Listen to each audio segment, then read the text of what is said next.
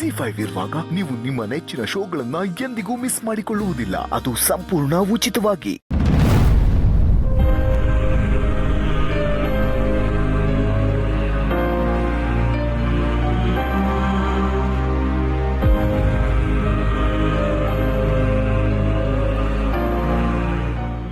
ಅವ್ರು ಬರೋದು ತಡ ಆಗುತ್ತೆ. ಅದೇನು ಅಂತ ನನಗೆ ಹೇಳಿ. ಇಲ್ಲ, ನಾವು ಲಕ್ಷ್ಮಿ ಅವ್ರ ಹತ್ರನೇ ಮಾತಾಡಬೇಕು.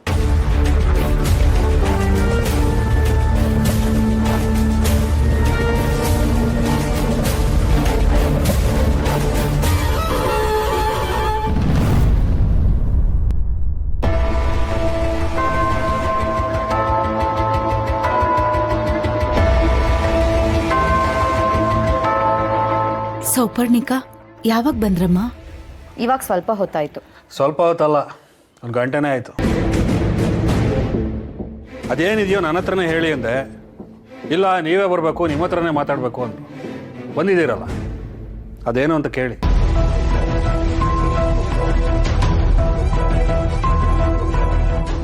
ಹೇಳಮ್ಮ ಸೌಪರ್ಣಿಕಾ, ಭಾವನಾನೇನಾದ್ರೂ ಕರೆಸ್ಬೇಕಿತ್ತಾ? ಇಲ್ಲ, ನಿಮ್ಮ ಹತ್ರನೇ ಮಾತಾಡಬೇಕಿತ್ತು.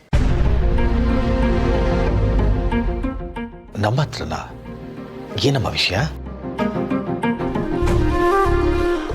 ಖುಷಿ ಬಗ್ಗೆ ಸ್ವಲ್ಪ ಮಾತಾಡೋದಿತ್ತು.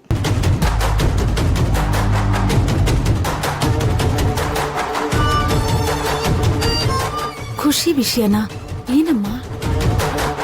ಹೌದು ಲಕ್ಷ್ಮಿ ಅವರೇ, ಖುಷಿನ ಭಾವನಾ ಹತ್ರ ಯಾಕೆ ಕಳ್ಸಿದ್ವಿ ಅಂತ ನೀವೇ ಯೋಚನೆ ಮಾಡಿ. ತಾಯಿ ಇಲ್ದೇ ಇರೋ ಮಗುಗೆ ಭಾವನಾಯಿಂದಾದ್ರೂ ತಾಯಿ ಪ್ರೀತಿ ಸಿಗುತ್ತೆ ಅಂತ ಅಲ್ವಾ? ಈಗ ಭಾವನಾನೇ ಮದ್ವೆ ಮಾಡ್ಕೊಂಡು ಗಂಡನ ಮನೇಲಿ ಇದ್ದಾಳೆ. ಈಗ ಖುಷಿಗೆ ಪ್ರೀತಿ ಎಲ್ಲಿಂದ ಸಿಗ್ತಾ ಇದೆ? ಮತ್ತೆ ಖುಷಿ ಅನಾಥ ಆಗಿದ್ದಾಳೆ. ಅಯ್ಯೋ, ಹಾಗೆಲ್ಲ ಹೇಳ್ಬೇಡಮ್ಮ. ಮಗು ಯಾವತ್ತೂ ಅನಾಥ ಆಗೋದಕ್ಕೆ ನಾವು ಬಿಡಲ್ಲ. ನಾವೆಲ್ಲರೂ ಅವಳನ್ನ ಪ್ರೀತಿಯಿಂದ ನೋಡ್ಕೋತಿದೀವಿ. ನೀವ್ ಎಷ್ಟೇ ಪ್ರೀತಿಯಿಂದ ನೋಡ್ಕೊಂಡ್ರು ಮಗುಗೆ ತಾಯಿ ಪ್ರೀತಿನ ಕೊಡಕ್ ಆಗತ್ತೇನ್ರಿ? ಇದಕ್ಕೆ ನಾವ್ ಅವತ್ ಹೇಳಿದ್ದು, ಖುಷಿ ನಮ್ ಜೊತೆನೆ ಇರ್ಲಿ, ನಾವೇ ನೋಡ್ಕೋತೀವಿ ಅಂತ. ನೀವ್ ನಮ್ ಮಾತ್ ಕೇಳಲೇ ಇಲ್ಲ. ಇವಾಗ ನೋಡಿ, ಖುಷಿ ಭಾವನಾ ಜೊತೆನೂ ಇಲ್ಲ, ನಮ್ ಜೊತೆನೂ ಇಲ್ಲ. ಇದಕ್ಕೆ ನಾನು ಈ ಖುಷಿನ ಇಲ್ಲಿ ಕರ್ಕೊಂಡ್ ಬಂದ್ ಇಟ್ಕೊಂಡಿದ್ದು. ಏನಮ್ಮ ಸೌಪರ್ಣಿಕಾ ಹೀಗೆ ಮಾತಾಡ್ತಾ ಇದ್ಯಾ? ಮಗುಗೆ ಮನೇಲಿ ಏನ್ ಕಮ್ಮಿ ಮಾಡಿದೀವಿ? ಈ ಮನೇಲಿರೋರು ಪ್ರತಿಯೊಬ್ರು ಆ ಮಗುನ ಅಷ್ಟು ಪ್ರೀತಿಯಿಂದ ನೋಡ್ಕೋತಾ ಇದ್ದೀವಿ.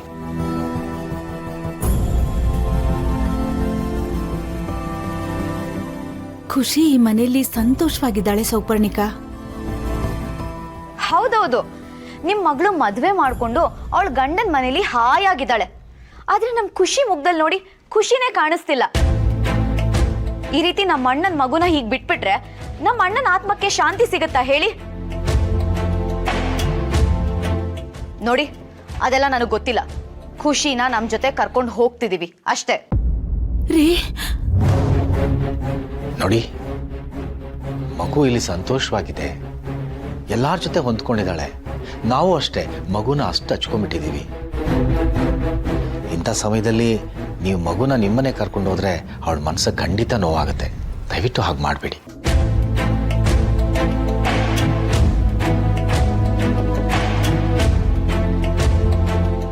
ಸರ್, ನೀವು ಹೇಳೋದು ಸರಿಯಾಗೇ ಇದೆ.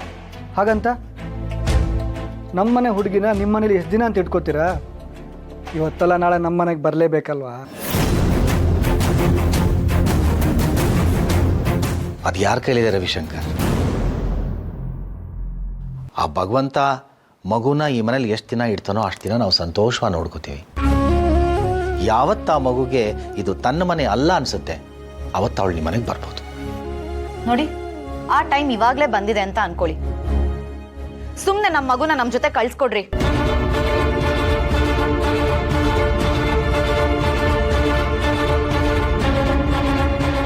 ಹಾಗೆಲ್ಲ ಹೇಳ್ಬೇಡಮ್ಮ. ನಮ್ ಭಾವನಾ ಬಂದು ಮಗುನ ಕರ್ಕೊಂಡು ಹೋಗ್ತಾಳೆ. ಓಹೋ, ಭಾವನಾ ಬಂದು ಮಗುನ ಕರ್ಕೊಂಡು ಹೋಗ್ತಾಳ? ಎಲ್ಲ ಕರ್ಕೊಂಡು ಹೋಗ್ತಾಳೆ? ಅವಳ ಗಂಡನ ಮನೆಗೆ ಕರ್ಕೊಂಡು ಹೋಗ್ತಾಳ?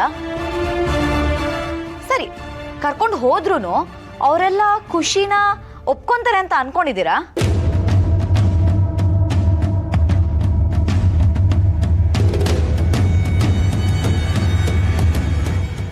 ಬಂಗಾರಿ ಸುಮ್ಮನಿರು, ನಾನು ಮಾತಾಡ್ತೀನಿ. ಹಾಗೆಲ್ಲ ಆಗೋದು ಬೇಡ. ನಮ್ಮನೆ ಹುಡುಗಿನ ನಾವು ಕರ್ಕೊಂಡು ಹೋಗ್ತಾ ಇದ್ದೀವಿ, ನೀವು ಕಳಿಸ್ಕೊಡ್ಬೇಕು ಅಷ್ಟೇ.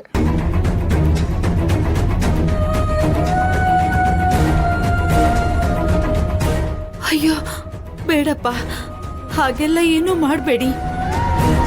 ನಮ್ಮ ಭಾವನ ಖುಷಿನ ಬಿಟ್ಟು ಇರಲ್ಲ.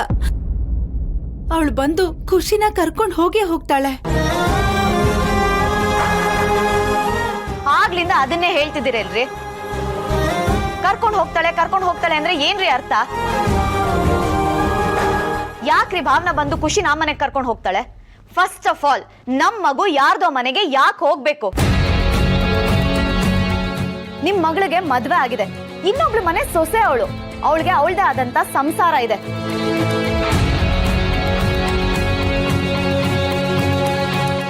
ನಾಳೆ ದಿನ ಅವಳಿಗೂ ಒಂದ್ ಮಗು ಆಗತ್ತೆ. ಆಗ ನಮ್ ಖುಷಿಯಲ್ಲಿ ಹೇಗಿರ್ತಾಳೆ? ಅವರೆಲ್ಲ ತಮ್ಮ ಮೊಮ್ಮಗುನ ಬಿಟ್ಟು ಖುಷಿನ ಅವ್ರ ಮೊಮ್ಮಗು ಅಂತ ಒಪ್ಕೋತಾರೆ ಅನ್ಕೊಂಡಿದ್ದೀರಾ? ಅವರೆಲ್ಲ ಏನ್ ಅಷ್ಟೊಂದು ದಡ್ರ? ನೋಡಿ, ಮುಂದೊಂದ್ ದಿನ ಖುಷಿಗ್ ತೊಂದರೆ ಆಗತ್ತೆ ಅಂತ ನಮಗ್ ಗೊತ್ತಿದ್ದೆ ಇವತ್ತವಳನ್ನ ಕರ್ಕೊಂಡು ಹೋಗಕ್ಕೆ ಅಂತ ಬಂದಿದೀವಿ. ದಯವಿಟ್ಟು ನಮ್ ಜೊತೆ ಕಳ್ಸಿಕೊಟ್ಬಿಡಿ.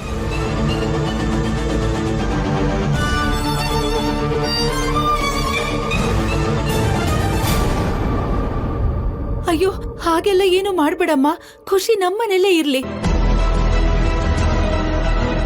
ಅಮ್ಮ, ಅವ್ರು ಹೇಳ್ತಿರೋದು ಸರಿಯಾಗೇ ಇದೆ. ಭಾವನನ್ ಮನೆಗೆ ಖುಷಿನ ಕಳಿಸ್ಕೊಟ್ರೆ ಅವಳಿಗೆ ಸಂಸಾರ ಮಾಡೋದಕ್ಕೆ ಕಷ್ಟ ಆಗುತ್ತೆ.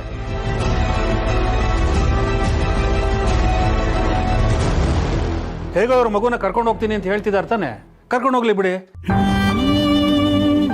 ಯಾವತ್ತಿದ್ರು ಈ ಮಗು ಅವ್ರ ಮನೆಗೆ ಹೋಗ್ಬೇಕು ತಾನೆ. ಸಂತು ಕರೆಕ್ಟ್, ನೀವೊಬ್ರೇ ನೋಡಿ ಕರೆಕ್ಟಾಗಿ ಅರ್ಥ ಮಾಡ್ಕೊಂಡಿರೋದು.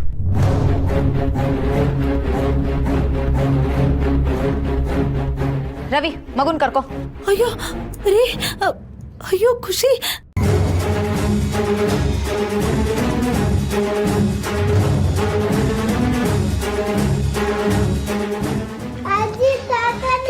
ರವಿ, ಸೋಪರ್ಣಿಕ,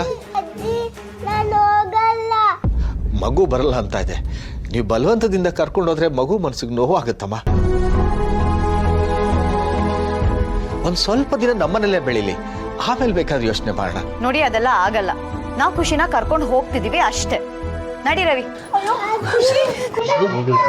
ಮಗು ಹೋಗ್ಲಿ ಬಿಡೆ.